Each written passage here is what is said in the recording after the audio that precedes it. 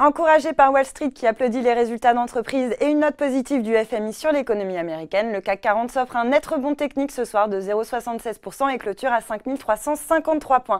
Aujourd'hui, c'est donc la microéconomie qui a soutenu la tendance, éclipsant les tensions commerciales entre la Chine et les États-Unis. Au final, grâce à des résultats globalement bien accueillis, l'optimisme reprend le dessus sur le sentiment des marchés. Du côté des valeurs, Airbus survole le CAC 40, dopé par la baisse de la devise européenne qui recule de 0,3% face au dollar pour s'échanger à 1,2344 $. Bien orienté également, Publicis était recherché suite aux bons résultats qui ont été dévoilés par son concurrent américain Omnicom, qui a donc dévoilé une croissance de son bénéfice net de 9,2% au premier trimestre 2018. De très bon augure pour Publicis. Et puis Technicolor, dont le cours chute de pratiquement 55% depuis le début de l'année suite à des résultats décevants, profitait finalement de rachats à bon compte. Eramet, qui publiera son chiffre d'affaires du premier trimestre jeudi prochain, se distingue également parmi les meilleures performances. Et puis mauvaise passe en revanche pour Vivendi, qui signe la plus forte baisse sur le CAC après s'être vu contraint de défendre sa stratégie d'investissement dans Telecom Italia face aux critiques exprimées récemment par le fonds activiste Elliott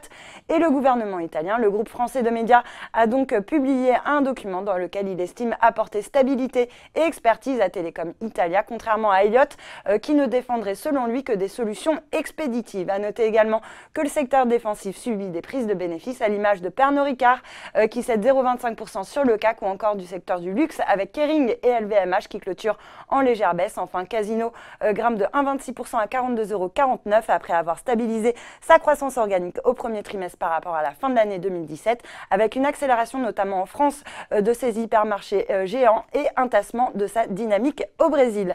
Voilà, c'est tout pour ce soir, mais n'oubliez pas, toute l'actu éco et finance est sur Boursorama.